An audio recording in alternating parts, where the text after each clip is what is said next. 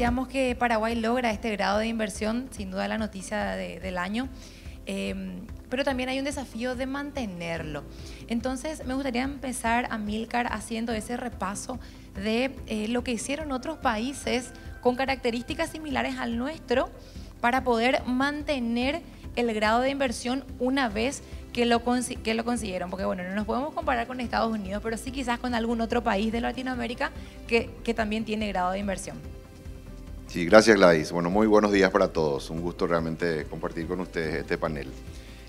Bueno, haciendo un poco de historia, las calificadoras, lo bueno de, digamos, de analizar este tema es de que las calificadoras en sus informes, en los cuales otorgan las calificaciones crediticias, señalan, digamos, los diferentes aspectos que tienen en cuenta para construir esa calificación. Por otro lado, también las calificadoras nos ofrecen en sus sitios web la metodología que utilizan para construir su calificación. Entonces, digamos, para cualquier persona interesada, y especialmente los analistas, miramos esas cosas, podemos entender, digamos, la lógica de cómo se construyen esas calificaciones. Interesante, por ejemplo, el caso de Moody's, que utiliza 4 pilares para construir su calificación, y dentro de cada pilar, otra vez, hay criterios específicos a los cuales le otorgan una nota, una calificación que luego promedian, y bueno, de ahí sale la calificación país. En el caso de Moody's, ellos vienen diciendo, y de hecho lo sostienen hasta ahora, incluso después de haberle dado el grado de inversión a Paraguay, que Paraguay obtiene una buena calificación en 3 de los 4 pilares. Digamos, esos 3 pilares tienen que ver con la fortaleza económica, con el crecimiento, con la conducción, digamos, macroeconómica del país, y también con la exposición a factores de riesgo que ellos consideran que es baja.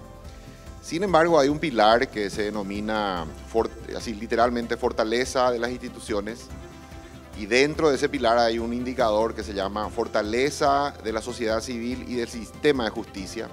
Es en ese indicador en el cual Paraguay obtiene una baja calificación. Entonces, en resumen, lo que dicen las calificadoras es que Paraguay es una ecuación incompleta, es equilibrio macro, pero con debilidad institucional.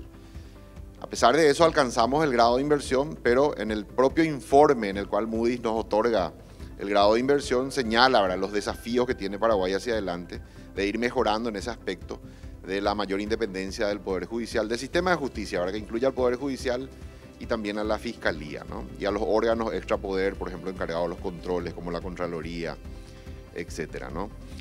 Bueno, yo creo que respondiendo un poco a la pregunta de qué es lo que hicieron otros países y qué es lo que Paraguay debería hacer para, ya presentado, digamos, el principal desafío, qué deberíamos hacer para ir mejorando.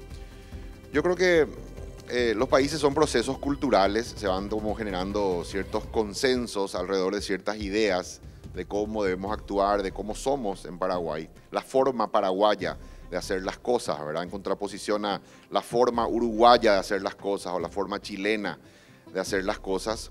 Por ejemplo, en Paraguay un consenso muy importante que hemos generado en los últimos 20 años es alrededor de la idea de la responsabilidad en el manejo macroeconómico, el manejo de la responsabilidad fiscal, ¿verdad? Hemos sido prudentes, responsables en líneas generales en ese aspecto.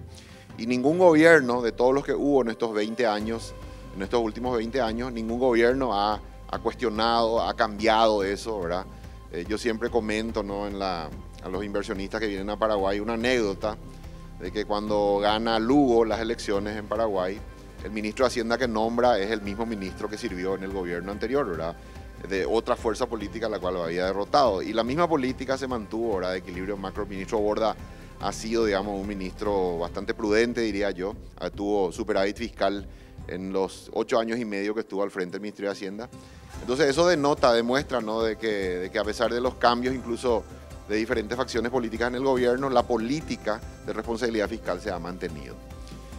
Entonces, un debate interesante que solemos tener los analistas es de si la arquitectura institucional o la cultura de un país son, digamos, más importantes para avances en aspectos como estos del fortalecimiento institucional.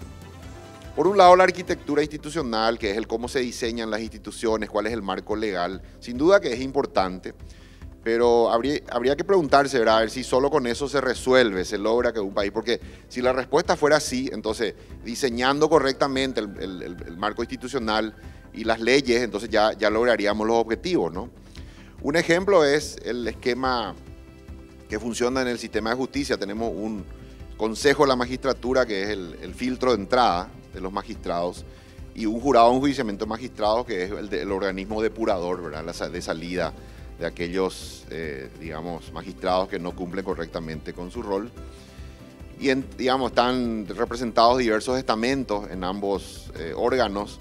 Entonces, uno mira eso y dice, bueno, el diseño es bueno, esto debería funcionar bien, ahí están representados, están las universidades, está el Congreso, están los gremios profesionales. Y sin embargo, hemos visto hasta recientemente incluso políticos inescrupulosos ocupando ni más ni menos que la presidencia de esos órganos y utilizando más bien como una oficina personal. Entonces, a pesar de la arquitectura que era correcta, que digamos en cierta manera cuando uno lo compara con otros países reúne los estándares, sin embargo la cultura le supera, o sea, la cultura de la corrupción digamos que termina imponiéndose a la arquitectura. Entonces, dicho eso, creo que no podemos desconocer de que la cultura, esos consensos que se van generando, el cómo somos es importante, yo diría es lo más importante. Entonces tenemos que ir generando un nuevo consenso en Paraguay, sumarle a ese consenso sobre la responsabilidad fiscal, un nuevo consenso, agregarle a eso, el de la justicia independiente, una justicia seria, independiente, ecuánime, fuerte cuando se necesita, que sea el gran árbitro, ¿verdad? Que necesita la economía, que necesita la sociedad, para ya ir subiendo escalones, porque como dije, claramente las calificadoras señalan ese aspecto como la debilidad de Paraguay, como el aspecto a mejorar. Y ese consenso, bueno, implica participación, un compromiso importante del sector privado. Dice Michael Porter, que es considerado una de las máximas autoridades, digamos, en el ámbito de la estrategia, tanto empresarial como también de países. Dice que no puede haber, digamos, un gobierno eficiente en un país donde no hay una sociedad civil exigente. O sea, claramente el sector privado creo que va a jugar un rol importante en esto, en el avance, en este aspecto de la fortaleza institucional, siendo cada vez más exigente, ¿verdad? Nosotros hay que recordar de que solamente 60 países en el mundo tienen grado de inversión, de 195 que hay en el mundo, y el 80% de toda la inversión extranjera directa va a esos 60 países con grado de inversión. Entonces, en términos futbolísticos, yo digo, es como empezar a jugar en primera división. Paraguay ahora está en ese selecto grupo, por lo menos una calificadora ya nos ubica en ese selecto grupo, entonces estamos en una vidriera, más que nunca vamos a ser observados, evaluados por calificadoras, por fondos de inversión internacionales, por empresas, y entonces tenemos que estar a la altura, ¿verdad? Preservar esa cultura de la corrupción, de los nombramientos, digamos, poco serios al frente de instituciones muy importantes para la fortaleza institucional de nuestro país, es un modelo que tenemos que ir dejando atrás. Nosotros tenemos que ir avanzando hacia nombramientos de lujo, porque en Paraguay tenemos, creo yo, profesionales en el ámbito del derecho de talla internacional, incluso me animo a decir que pueden prestigiar esas instituciones. Entonces, tenemos que claramente avanzar en ese aspecto. Yo creo que el inicio del fortalecimiento institucional es, por un lado, un consenso cada vez mayor acerca de la idea, la necesidad de ser serios, así como somos serios en lo económico, ser serios también en lo institucional, y nombramientos de lujo. Yo diría nombramientos de lujo, que uno tras otro los nombramientos sean motivo de orgullo, de satisfacción de la población paraguaya. Eso va a aumentar la credibilidad en las instituciones y, bueno, a continuación exigir un correcto funcionamiento. Termino con una anécdota. Estuve en Uruguay y ellos me decían que en Uruguay la corrupción no es, digamos, una cuestión normal, incorporada a la clase política. No es normal ver corrupción en su clase política. Por supuesto que hay casos, pero son casos aislados. No está incorporado en la cultura política uruguaya la corrupción. Eso es lo que quizás explica también la fortaleza institucional de Uruguay, un país donde realmente la justicia es seria, ¿verdad? Tiene los pantalones largos y cumple el rol constitucional que le corresponde. Y el otro es Chile. Cuando estuve en Chile compartiendo ya una visita que hicimos a la Bolsa de Valores, en un almuerzo, bueno, hablábamos un poco de estos temas y me decían ellos que en Chile, por ejemplo, no es normal escuchar, digamos, que haya corrupción en el sistema de justicia. En general, los magistrados son bastante serios.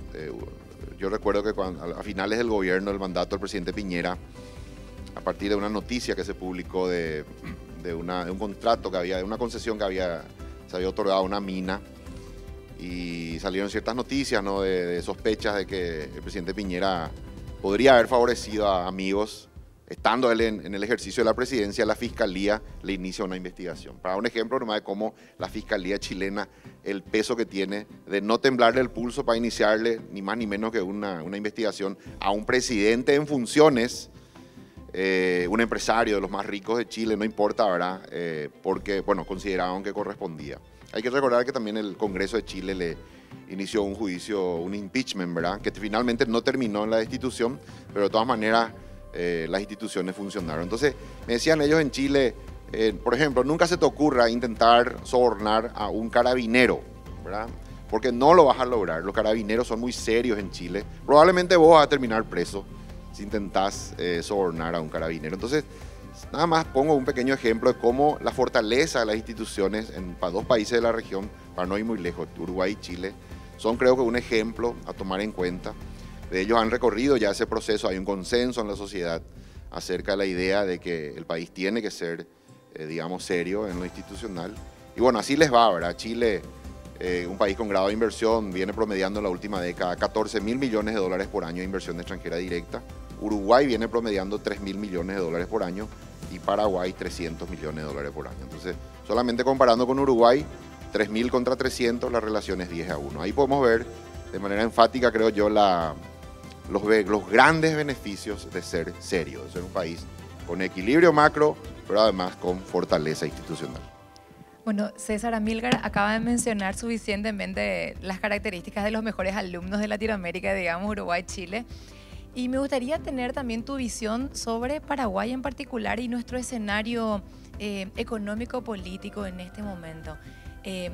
Siempre también estamos muy atentos a tus comentarios y son muy acertados también con los conocimientos que tenés en el ámbito. Entonces, tener esa descripción tuya, cómo ves hoy ese escenario, y también si tenés que decir dos aspectos positivos y dos negativos que impactan sobre este grado de inversión, de modo a poder redondear esa descripción. Bueno, buen día a todos. Gracias a IDEA por la invitación a este panel. Es un placer compartir aquí con Amílcar.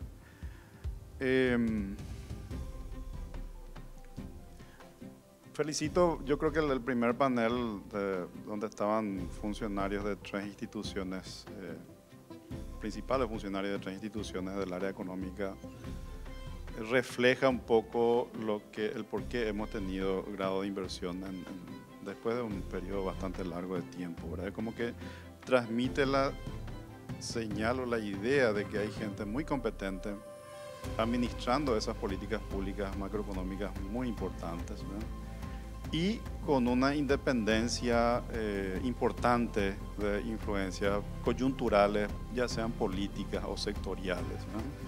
Eso es lo que hemos logrado en gran parte en estos 20 años en esas áreas de la política pública del gobierno, ¿no? Y creo que Amílcar ha repasado muy bien las debilidades que tenemos, yo que compartimos plenamente. Hay como una convicción, hay esa forma de hacer las cosas en Paraguay, especialmente en el ámbito político, en el que quieren actuar con discrecionalidad. Por ejemplo, la discrecionalidad no es buena para estas cosas. Normalmente cuando el Estado actúa como está dando señales a personas que tomamos decisiones todos los días, esas decisiones tienen que tener cierta predecibilidad, ¿no? Y cuando hay discrecionalidad y se toman, y encima si se le suma en algunos momentos arbitrariedades en la forma que el poder público toma decisiones, eso es algo que genera incertidumbre y retrae mucho y le agrega un riesgo a cualquiera que quiera encarar proyectos en un país como el nuestro, ¿verdad? Él lo pone en el marco de la independencia del Poder Judicial, la institucionalidad de la justicia, que es el árbitro que, si no funciona bien ese árbitro, tiene una debilidad que es demasiado importante. Y es la si hay 3 patas o 4 patas, bueno, esa es una de las patas fundamentales que todavía necesitamos para poder ir capitalizando todas estas oportunidades que se nos abren con el grado de inversión que todos coincidimos que es un paso, un hito histórico demasiado para el país. Nunca llegó a estos niveles, ¿verdad? Pero hay patas flojas todavía para poder consolidarlo en términos de resultados más concretos y más importantes, ¿verdad? De cualquier manera lo vamos a ir aprovechando, pero creo que en la medida en que la justicia funcione mejor y esa institucionalidad, vayamos actuando más en decisiones más predecibles del poder público, menos discrecionales y menos arbitrarias, claramente y eso no está arreglado. Eso es como lo que él llama la forma en que hacemos las cosas en Paraguay, ¿verdad? Nuestra cultura, la forma que tomamos decisiones políticas en Paraguay, ¿verdad? Y impacta muchos ámbitos. Por ejemplo, estamos discutiendo la ley de la función pública, por ejemplo, ¿verdad? Traigo a colación, trajeron 3 funcionarios de primer nivel hoy aquí, ¿verdad? Si tuviéramos funcionarios de primer nivel con la independencia para tomar decisiones desde el punto de vista técnico, en el Ministerio de Educación, en la policía, en el propio Poder Judicial, yo estoy seguro de que esos servicios que son muy importantes para la gente, por un lado, para el bienestar de la gente y para el desarrollo del país y para que estos beneficios lleguen a la gente, funcionarían también con la misma calidad que funcionan las políticas económicas, ¿no? Pero esa convicción todavía en esa forma de tomar de las decisiones políticas todavía no está incorporada en esas áreas de la gestión del gobierno, ¿verdad? Y no estoy criticando aquí a ningún partido político en particular, porque yo noto que eso es como la forma en que la política o los políticos en Paraguay quieren hacer las cosas, ¿verdad? Es como que son áreas en las que pareciera ser que los políticos tienen la sensibilidad para gestionar esos servicios. Sin embargo, son servicios que son vitales para la gente y vitales para el desarrollo económico del país. Y hay que tener gente muy competente tomando las decisiones también en esas áreas. Si replicáramos lo del Ministerio de Economía o lo del Banco Central o lo de la AFD en cada uno de los ministerios vitales en términos de servicios públicos, yo les aseguro que en una década la cosa sería totalmente diferente, ¿no? Y bien lo manifestó, por eso rescato lo del viceministro Charotti, porque él dice, en el plan de desarrollo económico que estamos haciendo para el 2050, estamos considerando lo principal son las políticas sociales, dice él. ¿Pero qué son políticas sociales? Estamos hablando de servicios públicos, la calidad de la educación, la calidad de la salud, la formalización del acceso a muchos bienes y servicios públicos, ¿verdad? La informalidad laboral, por ejemplo, es enorme en Paraguay, ¿verdad? Que no sé si es causa o consecuencia, como decía el economista José de Gregorio en estos días en el Centro de Importadores, ¿verdad? Que traigo a colación lo que él dijo ahí, ¿verdad? Que vi creo que ABC o alguno de los periódicos rescató esa parte. Es lo que venimos diciendo hace muchísimo tiempo, pero cuando viene un extranjero y te lo dice con tanta claridad, Paraguay tiene problemas de educación, la escolaridad es baja, tiene problemas de infraestructura, la logística es muy costosa en Paraguay, que implica que la logística es muy costosa, y tenés algún problema de calidad del gobierno, decía él, ¿verdad? Que es lo institucional que estaba mencionando aquí a Amílcar, ¿verdad? Es clarísimo eso. Y si nosotros necesitamos ir cambiando eso para que vayamos alcanzando niveles de desarrollo superiores. Uruguay y Chile, que es lo que tenemos en la región, que tampoco son todavía países desarrollados, pero están en la parte alta del nivel de los países de ingreso medio, ¿verdad? Incluso en la parte baja de los países de ingreso alto, ya en el caso de los dos, ¿verdad? Si nosotros lográbamos llegar ahí en los próximos 20 años sería un éxito enorme. Pero para que lleguemos allí, estos servicios públicos tienen que cambiar muy drásticamente. Bueno, y más allá de la estabilidad macroeconómica, Amílcar, este contexto que tenemos en el que, así como están describiendo, hay instituciones que están haciendo muy bien su tarea hace décadas, pero que hay un montón de desafíos y vemos también un poco decisiones políticas que van a contramano a esos grandes avances. Mencionaba incluso al arranque del programa de esta jornada, Ezequiel lo que está pasando ahora mismo y discutiéndose ahora mismo en el Congreso y en el Poder Ejecutivo también. Con este tipo de situaciones, con este tipo de decisiones, ¿es realmente factible para un inversor venir? Es decir, ¿va a venir con una inversión que genere mucha mano de obra, que se traduzca después en bienestar también para nuestros compatriotas? Mira, por un lado vamos muy bien, ¿verdad? Hay logros importantes que Paraguay ha alcanzado, como decía, en el ámbito macroeconómico, pero luego también damos cada tanto señales contradictorias, ¿verdad? Si leemos los informes de las calificadoras con toda claridad, dicen de que Paraguay es una ecuación incompleta y que el aspecto institucional es lo más importante. Yo diría incluso que entre lo institucional y lo económico, ahora decir que es más importante, y es más importante lo institucional porque eso es lo que va a permitir a continuación luego aprovechar los grandes beneficios del grado de inversión, porque estamos observados hoy por toda la comunidad internacional. Dicen las calificadoras que en el aspecto esto es interesante, cuando uno lee la metodología, dice que cómo ellos construyen su calificación sobre el pilar de instituciones y calidad de la democracia de Paraguay.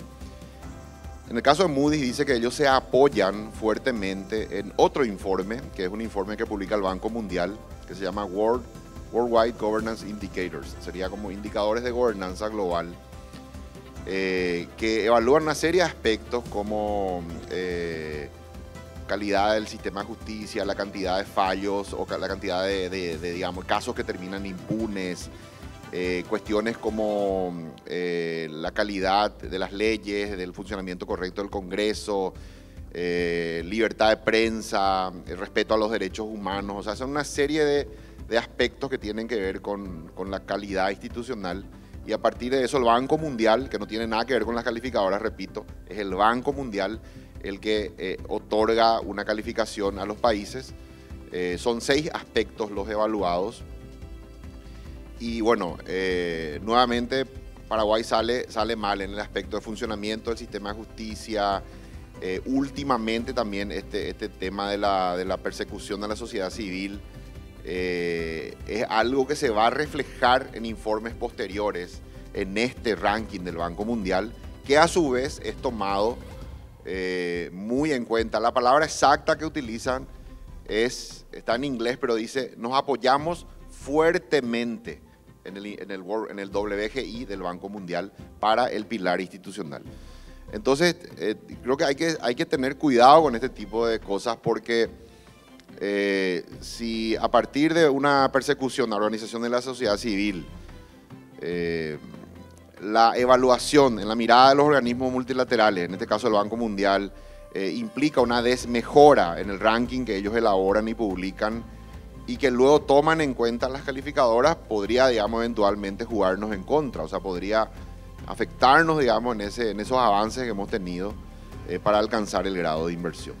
Entonces, si nosotros, o sea, en ese aspecto, dado que, si uno lee los informes de la calificadora, el aspecto más importante en el cual tenemos que avanzar es el fortalecimiento institucional, entonces vemos de repente algunas señales contradictorias. No sé, el nombramiento de Rivas al inicio de este periodo al frente del jurado de enjuiciamiento de magistrados, me parece que es ir en sentido contrario, ¿verdad? Últimamente esta ley de persecución a las sociedades, a las organizaciones de la sociedad civil, hay que recordarle que el pilar en el cual Paraguay obtiene la calificación más baja, es importante ver cómo se llama ese pilar, así literalmente, se llama fortaleza de la sociedad civil y el sistema de justicia. Yo cuando estuve un poco analizando eso, porque me tocó escribir un paper sobre el tema, me preguntaba por qué Moody's construye un indicador que se llama fortaleza de la sociedad civil y el sistema de justicia. ¿Qué tiene que ver la sociedad civil con el sistema de justicia? ¿Por qué lo combinan eso en un indicador? Y bueno, porque en la mirada de ellos, el fortalecimiento institucional viene a partir de un sistema de justicia que funciona bien, pero también de una sociedad civil organizada, que está controlando, que es exigente. O sea, el dinamismo, la fortaleza de la sociedad civil también es un factor muy importante que contribuye de manera importante, vale la redundancia, para la fortaleza institucional. Entonces, justamente en aquel aspecto donde salimos peor calificados, justamente ahí hacemos una ley para atacar a las organizaciones de la sociedad civil. Son, como dije, pasos en sentido contrario a lo que Paraguay necesita. Los nombramientos en el jurado de enjuiciamiento de magistrados, en el Consejo de la Magistratura, repito, deberían ser de lujo. Y hay, mismo en el Congreso, hay gente que puede prestigiar, mismo en el sector oficialista hay, digamos, gente que podría prestigiar esos lugares. Tenemos que dejar eso de querer poner, digamos, al comisario para controlar instituciones y para, en cierta manera, actuar como un mecanismo de presión sobre los magistrados, sobre los fiscales, ¿verdad? Eso es, hay que ser tonto para creer que eso la comunidad internacional no se va a dar cuenta, las embajadas, los diferentes organismos multilaterales, las calificadoras no están viendo eso, ¿verdad? Lo vemos nosotros y bueno, también lo ve la comunidad internacional. Entonces, yo digo, en algunas cosas avanzamos mucho y nos felicitan, pero también cada tanto damos algunos pasos en sentido contrario a lo que Paraguay necesita. En este momento, más que nunca, necesitamos ser serios, dar ese mensaje al mundo de que Paraguay está decidido a corregir ese aspecto que es su debilidad y a fortalecer sus instituciones. Finalmente, las instituciones son personas, ¿verdad? Yo lo que decía anteriormente, puedes tener todo el marco legal, puedes tener toda la arquitectura institucional, pero finalmente la calidad personal, la calidad de las personas que ponemos al frente de esas instituciones son las que marcan la diferencia, ¿verdad? El tener una gestión realmente que haga historia, que marque un antes y un después, y que a partir de eso ya cueste después retroceder. En cierta manera, en línea con lo que decía César, lo que se hizo en el Ministerio de Economía, en la AFD, en algunos bancos centrales, algunas instituciones donde ya se estableció una impronta de que ahí los nombramientos tienen que ser por mérito, tienen que estar profesionales de primer nivel y de que ya no se puede retroceder. Hoy día yo creo que ya cuesta retroceder. La fuerza política que eventualmente quiera cambiar eso y hacer retroceder, creo que le va a costar mucho porque ya hay un consenso alrededor de esa idea, ya hay beneficios comprobados de eso y entonces ya va a costar retroceder. Y bueno, es por eso que necesitamos iniciar ese proceso de fortaleza institucional con nombramientos de lujo, ¿verdad? Que establezcan una nueva impronta, que eso se vaya de a poco consolidando y que después ya cueste retroceder, que diga, bueno, ya es una tradición en Paraguay, por ejemplo, que la Contraloría General de la República tiene que estar al frente alguien de un sector diferente al que gobierna. Entonces, como es en Uruguay, ¿verdad? Hay una tradición democrática de que la fuerza política que gobierna, pero la Contraloría tiene que ser de una fuerza política, digamos, contraria o opositora, para que haya un equilibrio, ¿no? Haya un equilibrio de que uno gobierna, el otro controla. Ese tipo de tradiciones tenemos que empezar a generar en Paraguay. Y repito y cierro, pasa mucho por los nombramientos, por las personas que elegimos, y creo que en Paraguay hay muchos paraguayos de mucha valía que podríamos aprovechar y ponerlos al frente de esas instituciones, y bueno, que ese sea el puntapié inicial, el inicio de una tradición de fortaleza institucional similar a la que hoy ya tienen y gozan Uruguay y Chile. Decías, Amílcar, estos puntos como, no sé, cuestiones coyunturales que van para atrás, pero César, también me gustaría mencionar las cuestiones estructurales que se refieren o se relacionan a esas demandas históricas y que necesita nuestro país para seguir avanzando, para que ese crecimiento macroeconómico perciba también la ciudadanía en general. Muchas veces a los economistas o a los analistas se los plantea o se los cuestiona, bueno, pero ¿de qué me sirve ese crecimiento que tiene Paraguay por encima de los demás países en la región si igual hoy tenés un nivel importante de desempleo o de empleo informal o de gente que la está pasando muy mal? Entonces, puntualmente, ¿cuáles son esas reformas estructurales, César, que Paraguay necesita y que ya es urgente hacer, ya no se puede postergar? Entiendo que para que los beneficios del crecimiento llegue más a la gente, digamos, ¿verdad? El reclamo de que la macroeconomía está bien y la microeconomía no tanto, ¿verdad? Yo creo que hay que entender un poquito lo que la economía puede hacer y lo que el Estado tiene que hacer para complementar lo que la economía puede hacer. En un sistema económico libre como el nuestro, que es una de las bondades y los valores que tenemos, un sistema económico de precios libres y que tenemos libertad de dedicarnos a lo que uno de nosotros queramos, digamos, ¿verdad? Tratamos de aprovechar nuestras fortalezas en aquello en donde podemos hacer mejor. responde, cada uno de nosotros actúa en función a los incentivos, a las expectativas que tiene, la predecibilidad que tiene el país, un conjunto de cosas que hace de que yo digo, voy a hacer esto, voy a hacer aquello, voy a asumir este riesgo, no voy a asumir este riesgo, voy a estudiar más o voy a estudiar menos, ¿verdad? Un conjunto de decisiones cada uno de nosotros tomamos en función a la forma que funciona el país, ¿verdad? Yo me acuerdo que cuando era joven la gente quería ser, su sueño era ser funcionario de aduanas, por ejemplo, ¿verdad? ¿Por qué? Porque los incentivos que había en ese momento era ser funcionario de aduanas, ¿verdad? Mucha gente en el interior del país su única aspiración es ser funcionario público, ¿verdad? ¿Por qué? Porque todo el mundo ve que los funcionarios públicos tienen muchísimas mejores condiciones laborales que un trabajador en el sector privado. Estabilidad, salario mucho más alto, beneficios, no sé qué, un conjunto de cosas que hace que la gente, ese sea su incentivo, ¿verdad? Ahí quiere ir, ¿verdad? Nosotros tenemos que tratar de que estos incentivos lleven a que nuestras conductas impliquen de que queremos invertir, queremos estudiar, queremos trabajar. Es como que el mérito, o sea, el esfuerzo que yo haga tiene que estar en función a los incentivos que yo tengo para poder llegar a algún objetivo que yo tengo en la vida, ¿verdad? Y en esas cosas hay cosas que funcionan mal todavía en Paraguay. Por ejemplo, este tema del funcionariado público, la forma que se le ingresa al Estado. Para que yo tenga un servicio de salud, tengo que llamarle a un diputado para que me consiga alguna cosa por ahí, ¿verdad? Necesito un medicamento caro, si no tengo contacto, si yo directamente ya no tengo. O sea, hay un conjunto de cosas que está relacionado a la forma que nosotros hacemos las cosas, que no es institucional, que es lo que está afectando sustancialmente todo, ¿verdad? Nosotros tenemos que cambiar eso drásticamente, ¿verdad? La economía y las decisiones, las acciones privadas, si tienen los incentivos adecuados, va a llevar a que trabajemos más, produzcamos más, que el crecimiento sea más alto, invirtamos más, ¿verdad? De hecho, algo de eso venimos trayendo en estos últimos años que funciona relativamente bien.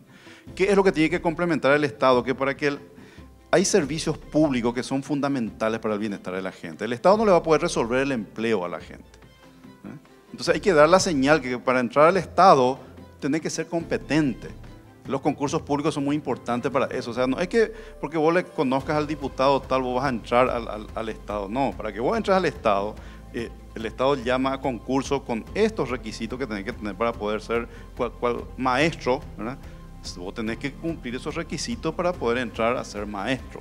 Eso genera un incentivo. Tengo que capacitarme, formarme, hacer todo lo que tengo que hacer, que seguramente si yo hago todo eso voy a ser un buen maestro y voy a tener una educación de buena calidad. En esas cosas estamos fallando, ¿verdad? Y ahí eso se aplica exactamente lo mismo a la educación, se aplica a la policía. O sea, la policía, vemos todos los días que policía que uno ya no sabe si es policía o es ladrón, ¿verdad? Imagina, o sea, los incentivos que tenemos hoy están llevando a esa realidad. Y esa realidad hace de que los servicios públicos, que es lo que el Estado puede hacer para que el bienestar del ciudadano sea más alto, correspondiente al crecimiento y al nivel de desarrollo que tiene un país, ahí estamos fracasando. Por eso que yo vengo insistiendo y mucha gente en general venimos insistiendo hace muchos años de que le llamamos calidad del gasto público nosotros, ¿verdad? Calidad del gasto público, decimos, pero estamos hablando de educación de calidad, de salud de calidad, de seguridad, que la gente sienta que tiene seguridad. De eso estamos hablando. Necesitamos resolver eso. Por eso me gustó lo que dijo el viceministro. El Plan de Desarrollo 2050 está enfocado en estas cosas que yo creo que son las responsabilidades del Estado básicas que tiene que estar ahí, porque la economía, el sector privada en sí misma no va a resolver todos los servicios que necesita un ciudadano para que se sienta con un mayor bienestar. César, porque los salarios no lo puede fijar el Estado. absolutamente. Pero, a ver, decías también un poco de la parte de la carrera civil, es decir, hoy tenemos este proyecto de la carrera civil y había un paquete también de iniciativas interesantes. ¿Cómo está eso? ¿Cómo está visto también eso? ¿Se avanza o no? ¿Y qué pasa si no lo logramos? Y bueno, esas son las reformas fundamentales. Yo digo, no sé si tiene el respaldo político suficiente, porque si vos vas a hacer los cambios allí, como tienen que ser, concursos públicos, sin intervenciones de nadie de afuera para que se nombre a una persona, se promocione a una persona. O sea, estamos hablando de cambios que son dramáticos de la forma que hacemos las cosas hoy, que son lo que tenemos que hacer. Yo no sé si la Cámara de Senadores y la Cámara de Diputados va a aprobar ese proyecto de ley que está ahí, que no es perfecto. Me gustaría que sea más perfecto, ¿verdad? Pero con las imperfecciones que tiene, quiero ver en los próximos meses si es que efectivamente lo aprueba, ¿verdad? El otro esquema que genera incentivos perversos son las cajas de jubilaciones. Yo no puedo entender que los políticos aprueben una caja de jubilaciones para ellos mismos con condiciones que son inaceptables. Y le estamos pidiendo a los maestros que se jubilan con 25 años de aporte, pero se jubilan a los 45 años de edad. Es insostenible. Le estamos pidiendo a los maestros, tenemos que llevar esto a 60 años de edad para jubilarte. ¿Cómo le va a pedir a los maestros eso si es que los parlamentarios después se pueden jubilar con 10 años de aporte? O sea, esas son las cosas que a la gente le indigna.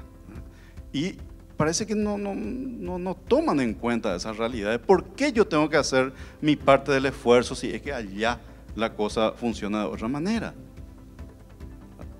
Esas cosas tenemos que cambiar. Lo que me gustó la forma que lo llaman Amílcar, por eso lo repito de vuelta. Esa forma de hacer las cosas nosotros hoy es lo que está fallando.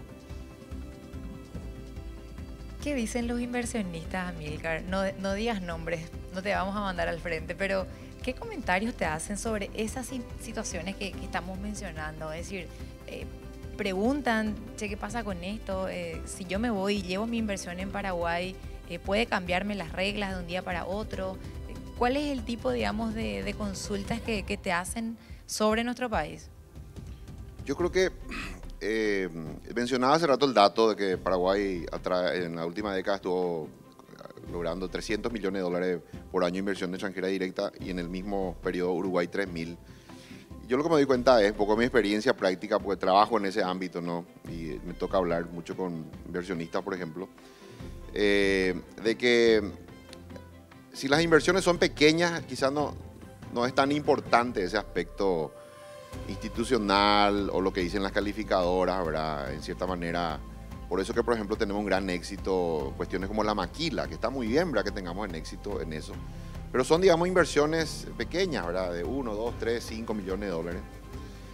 Pero cuando ya vas y ahora con grado de inversión más que nunca tenemos la oportunidad, cuando ya vas a hablar con grandes inversiones, ¿verdad? Como, no sé, Paracel, que va a venir ahora, se va a instalar, que va a empezar ya, todo indica que el año que viene empieza eso, 4.000 millones de dólares. Cuando ya empezás a hablar de esas cifras, ahí sí las empresas que van a hacer grandes inversiones miran todos estos aspectos. Sí le importa lo institucional, lo que dicen las calificadoras, porque también estas grandes inversiones a su vez se financian por parte de, bueno, organismos multilaterales, bancos internacionales. Entonces, en la medida que las inversiones son más grandes, se vuelven más importantes estos aspectos de la seguridad jurídica, de la cultura de la legalidad, del buen funcionamiento de las instituciones.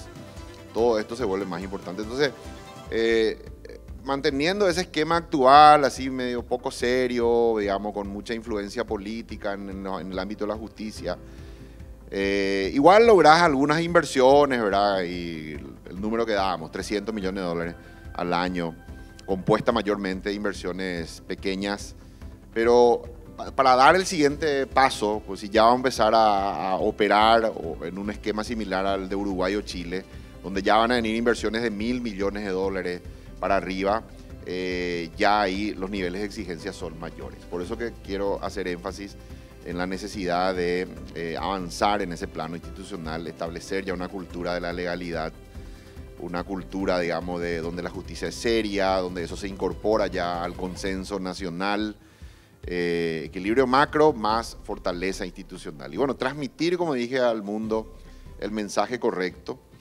ir dejando atrás esos viejos vicios que simplemente nos atrasan y que no nos van a llevar a nada. Paraguay, si uno mira el histórico, ¿no?, de evolución de la calificación crediticia, en una escala del 1 al 20, en el 2003, inicio del gobierno de Nicanor Duarte Frutos, era un 4. 4 en una escala del 1 al 20. En los 10 años siguientes subió a 10. Para el 2015 había llegado a 10, de 4 a 10 en una década. El equilibrio macro, todas las reformas que se hicieron en esos primeros 10 años, nos valió esa mejora, subir de 4 a 10. Y bueno, a partir del 2015 nos estancamos en ese 10. En cierta manera, la lectura que teníamos en ese momento era que con la fórmula incompleta, con la ecuación incompleta de equilibrio macro con debilidad institucional, hasta ahí llegamos. O sea, ya esa fórmula incompleta nos dio todo lo que nos podía dar. Ahora, y hay que reconocerle al gobierno el mérito del lobby que hicieron con la calificadora, de mostrar, en el buen sentido, digo el lobby en el buen sentido, mostrar los aspectos positivos de Paraguay. Moody's decidió darnos el beneficio, yo diría el voto de confianza, ¿no? Pero dicen de que tienen la expectativa, porque en el informe donde nos otorgan la calificación crediticia, en la última parte ponen como las condiciones. Dice, ¿qué debe hacer Paraguay para seguir avanzando en su calificación y qué aspectos pondrían en riesgo la calificación crediticia de Paraguay? Y ahí mencionan claramente lo institucional, que dice que ellos esperan importantes avances en el fortalecimiento institucional de Paraguay. Entonces, tenemos que generar ese nuevo consenso, ¿verdad? Una idea, instalar una idea y que sea mayoritaria con el tiempo, de que debemos ser serios, debemos tener magistrados, digamos, que honren sus cargos con nombramientos de lujo, debemos ser exigentes en el correcto funcionamiento del sistema de justicia para tener, como dije, el árbitro que necesita la economía, la sociedad, y que todos tanto los paraguayos que invertimos como los extranjeros que quieren venir a invertir en Paraguay tengan la garantía, la seguridad de que ese árbitro es independiente, imparcial y que cuando se lo requiera va a estar ahí para cumplir el rol que le toca.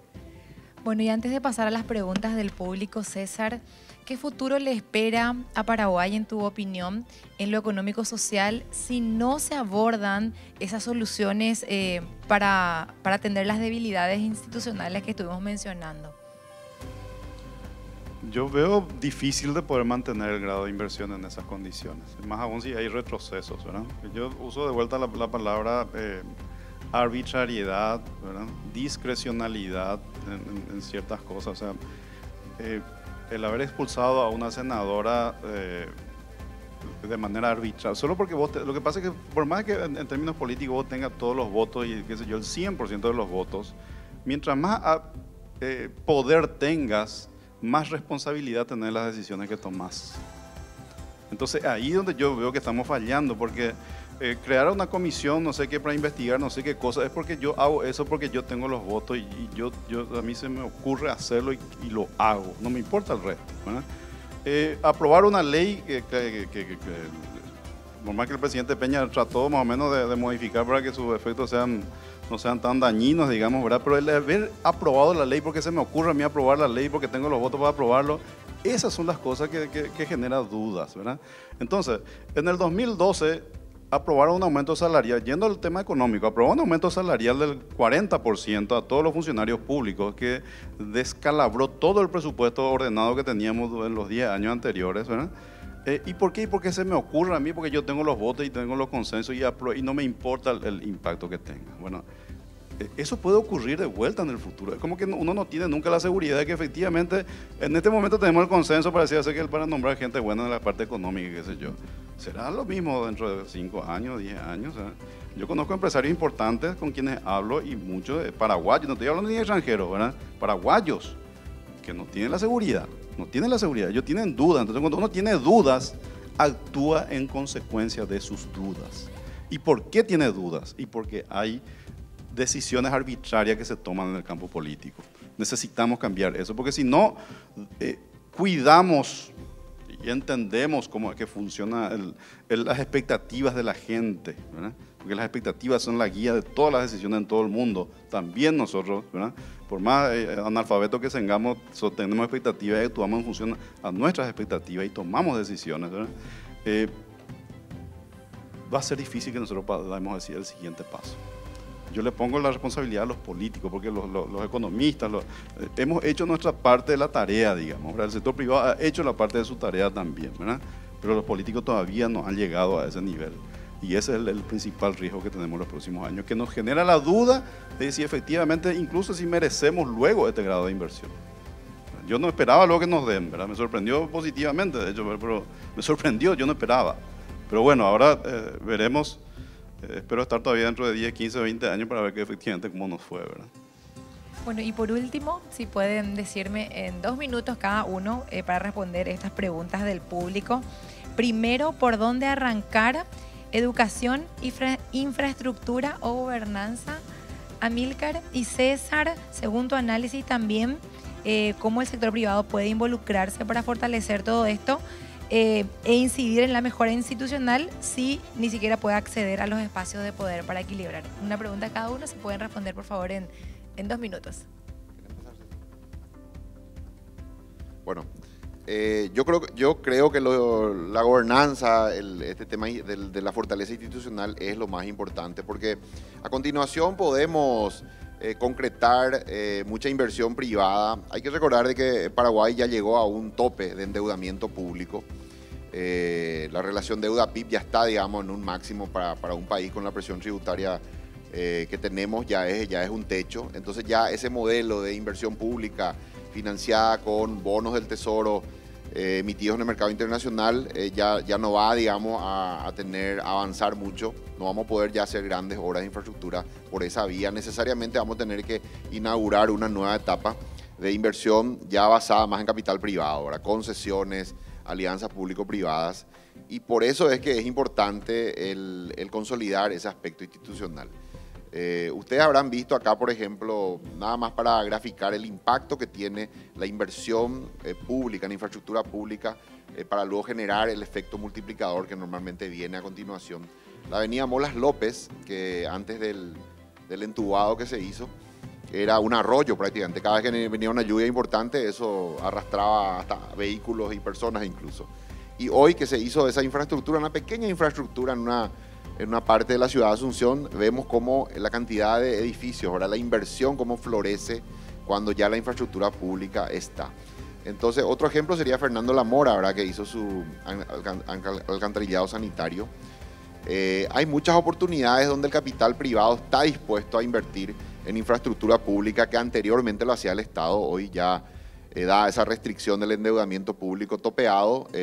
Podemos inaugurar una nueva etapa importante con inversiones grandes, yo diría de más de $1.000 millones cada una, para hacer ese tipo de infraestructura pública. Y con eso potenciar a su vez la inversión privada. Pero para eso necesitamos dejar de ser una ecuación incompleta para ser ya una ecuación completa, ¿verdad? Porque los grandes capitales sí miran, para ellos sí es importante la seguridad jurídica.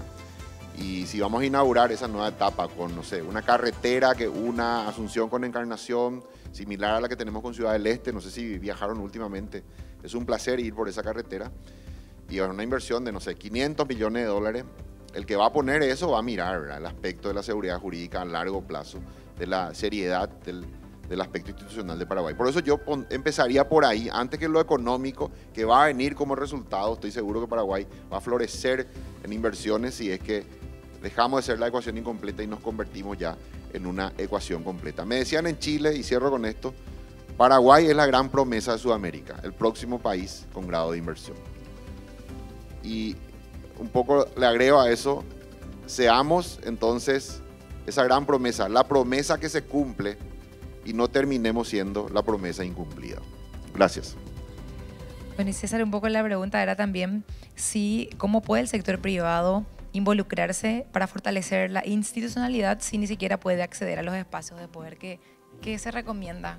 Yo creo que no es necesario acceder a espacios de poder para influir. Yo creo que lo que hay que tener es, primero, desarrollar una idea del bien común.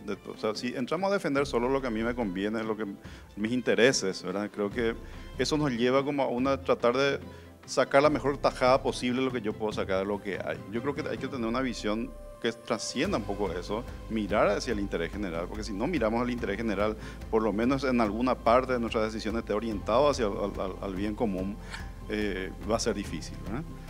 Pero sí, desde el rol que tenemos en los gremios, en los distintos lugares, tenemos una gran capacidad de influencia. Y mientras más, yo creo que lo que tenemos que tener es más coraje, no tengamos miedo de decir o de señalar ciertas cosas, o de pedir ciertas cosas, de exigir ciertas cosas.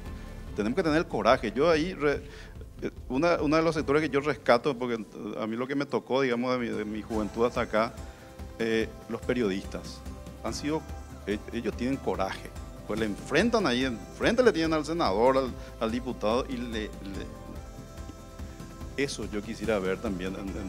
Si querés realmente influir, eso tenés que hacer. Y yo, por favor, yo espero que los periodistas sigan haciendo eso, porque si los periodistas se rinden, ahí estamos mal. Así que gracias por la invitación, ha sido realmente muy interesante. Gracias, para mí. César. Muchísimas gracias, Amílcar. Gracias, gracias.